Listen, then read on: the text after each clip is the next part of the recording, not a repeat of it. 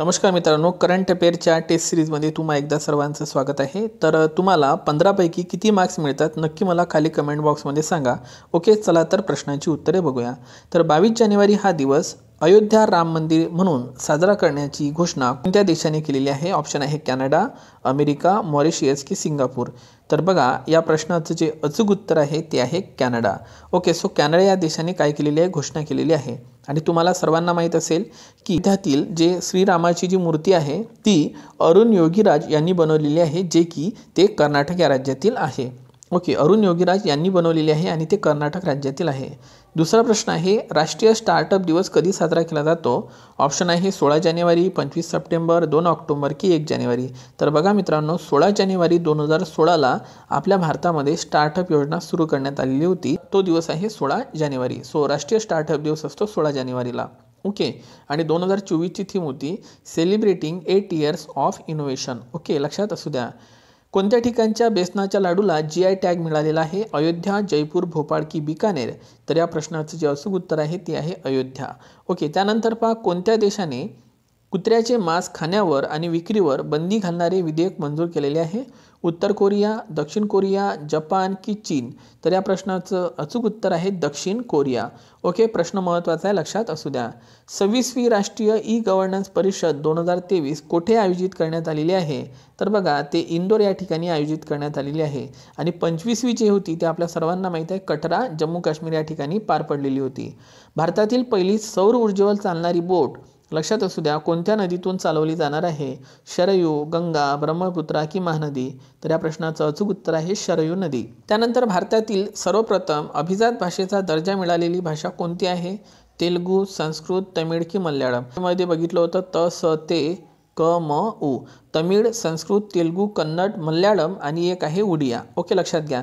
त्यामुळे या प्रश्नाचं जे अचूक उत्तर आहे, प्रथम भाषा विचारली त्यामुळे उत्तर आहे तमिळ, आणि हा दर्जा 2004 मध्ये देण्यात आलेला होता। ओके, भारताच्या राष्ट्रपती द्रौपदी मुर्मू यांना कोणत्या देशाचा सर्वोच्च नागरी पुरस्कार मिळालेला आहे? व्हिएतनाम, सुरिनाम, कॅनडा की ओमान? तर या प्रश्नाचं अचूक उत्तर आहे सुरिनाम या देशाकडून। मित्रांनो, या लेक्चरमध्ये आपण जानेवारी 2023 पासून तर आतापर्यंतच्या करंट अफेअरच्या प्रश्नांची ही टेस्ट सिरीज असते।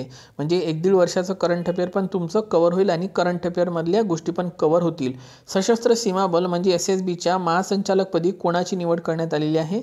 दलजीत सिंग चौधरी, नीना सिंग, रश्मी शुक्ला की अरविंद पानगडिया? तर बघा, या प्रश्नाचं अचूक उत्तर आहे दलजीत सिंग चौधरी यांची SSBचे प्रमुख म्हणून निवड करण्यात आलेली आहे, महासंचालक म्हणून। ओके, नीना सिंग ह्या CISFच्या पहिल्या महिला प्रमुख बनलेल्या आहे। तर रश्मी शुक्ला ह्या महाराष्ट्राच्या पहिल्या महिला पोलीस महासंचालक बनलेल्या आहे। तर अरविंद पानगडिया हे 16व्या वित्त आयोगाचे काय आहे? अध्यक्ष, लक्षात असू द्या। आणि वित्त आयोगाची कलम आहे कलम 280। ओके, वित्त आयोगाची स्थापना कलम 280 नुसार केली जाते। स्लिम नावाच्या चंद्रयान मोहिमेअंतर्गत चंद्रावर यशस्वीपणे उतरवणारा जगातील पहिला 5वा देश कोणता ठरलेला आहे? जपान, चीन, रशिया की इंग्लंड? तर या प्रश्नाचं अचूक उत्तर आहे जपान। वॅगनर ही खाजगी सैनिक कोणत्या देशातील आहे? तर वॅगनर ही खाजगी सैनिक कोणत्या देशातील आहे? रशिया, युक्रेन, जपान की चीन? तर या प्रश्नाचं अचूक उत्तर आहे रशिया। ठीक आहे, लक्षात असू द्या। खालीलपैकी कोणाला मराठी भाषेतील युवा साहित्य पुरस्कार 2023 मिळालेला आहे? एकनाथ आव्हाड, प्रणव सखदेव, विशाखा विश्वनाथ की अतुल कुमार राय? तर या प्रश्नाचं अचूक उत्तर आहे विशाखा विश्वनाथ यांची। स्वतःला स्वतःविरुद्ध उभे करताना यासाठी त्यांना युवा साहित्यातील हा पुरस्कार मिळाला। तर बाल साहित्य पुरस्कार 2023 एकनाथ आव्हाड यांना मिळालेला आहे छंद देई आनंद या पुस्तकासाठी। ओके, खेलो इंडिया युवा खेळ 2023 6वे कोणत्या राज्यात पार पडलेले आहे? मध्य प्रदेश, तामिळनाडू, महाराष्ट्र की हरियाणा? तर या प्रश्नाचं अचूक उत्तर आहे तामिळनाडू। ओके, खेलो इंडिया युवा खेळ 2023 मध्ये महाराष्ट्राने एकूण किती पदके जिंकून प्रथम स्थान पटकावलेलं आहे? 161, 56, 55 की 50? तर या प्रश्नाचं अचूक उत्तर आहे 161। ओके, एकदा चेक करून घ्या, 161। त्यानंतर स्टॅच्यू ऑफ सोशल जस्टिस हा डॉक्टर बाबासाहेब आंबेडकरांचा जगातील सर्वात उंच पुतळा राज्यात उभारण्यात येणार आहे? तर ऑप्शन आहे मध्य प्रदेश, तेलंगणा, आंध्र प्रदेश की दिल्ली? तर या प्रश्नाचं अचूक उत्तर आहे आंध्र प्रदेश। आणि हा पुतळा 206 फुटाचा असणार आहे। उद्घाटन कोणी केले? प्रदेशचे मुख्यमंत्री YS जगनमोहन रेड्डी यांनी केलेलं आहे। तर मित्रांनो, या पद्धतीनं हे होते महत्त्वाचे प्रश्न।